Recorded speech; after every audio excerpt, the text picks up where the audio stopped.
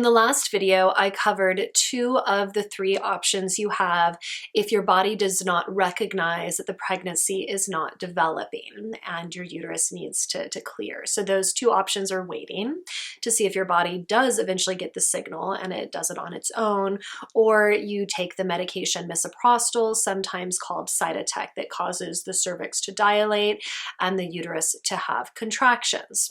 In some situations, the misoprostol doesn't work and you have to take it again, or a D&C is required. And sometimes women choose to just go straight to the D&C, which is absolutely fine. So D&C, this stands for dilation and curettage. And this is the same procedure that is used for abortions. In some cases, it can be used to remove a retained placenta after childbirth. It can also be used to treat or to diagnose and treat certain uterine issues like fibroids or polyps. Miscarriages that occur after 10 weeks of gestation are more likely to require a D&C. So this procedure, it usually only takes about 10 to 15 minutes, but most women do need to stay for a few hours after for observation to make sure that their body is handling everything well, that they're not bleeding too much, they don't develop an infection. So right before the D&C, you will be given a sedative, and then antibiotics will be administered to help to prevent infection. So if your cervix is not already dilated, an instrument will be used to open the cervix and a speculum will be placed to keep it open. But again, you will have a sedative, so you should not be able to feel this.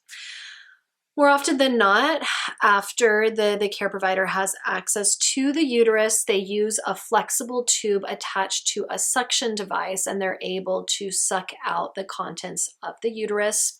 In very rare cases, a sharp-edged loop will need to be used to scrape out the material in the uterus. In some situations, the care provider will recommend that the material from the pregnancy is tested. Sometimes this can help to reveal why the miscarriage happened, but there's certainly no guarantee. And plenty of times the doctor will say there's no purpose in testing it. So it's something, of course, you can ask about, but that's not always an option. So when the uterus has firmed up, the bleeding has stopped or slowed, the care provider will remove the speculum and you'll be transferred to a recovery area. In rare cases, this procedure can lead to, risks associated with anesthesia, with certain sedatives, heavy bleeding, scarring of the uterus or cervix, laceration of the uterus, infection in the uterus or other reproductive organs, laceration or weakening of the cervix, and in the case of an incomplete procedure, you might need another D&C. But again, those are all very rare risks. A D&C is typically a very, very safe, simple procedure. Because I was only, I wasn't too far along when my pregnancy stopped developing. And I was mildly concerned about uterine scarring that could potentially impact, future pregnancies. I elected to take the misoprostol, but I definitely would have moved to a D&C if the misoprostol had not worked. I know many, many women, my mother included actually, who went on to have a healthy pregnancy pretty soon after having a D&C, after their pregnancy stopped developing. So, that gives you an idea of what you can expect physically from a D&C, but emotionally, how can you support yourself? What might you expect? So it's really important to bring an emotionally supportive loved one with you to the D&C for practical purposes, like driving you home after you've been under the effects of sedation, but also just, again, as that emotional support.